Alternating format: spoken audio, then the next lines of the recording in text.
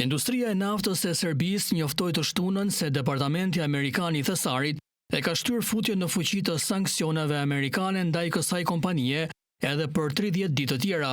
Shtetet e Bashkuara vendosën industrinë e naftës së Serbisë në listën e sanksioneve më 10 janar për shkak të pjesëmarrjes në pronësi të kompanisë ruse Gazprom Neft me qëllim të parandalimit të Rusisë që të përdorë të ardhurat nga sektori energjetik për luftën në Ukrainë. Sanksionet duhet të hynin në fuqi më 28 shkurt, por vendosja e tyre më pas u shty për 30 ditë para se të shtyhej përsëri për 30 ditë të tjera më 28 mars.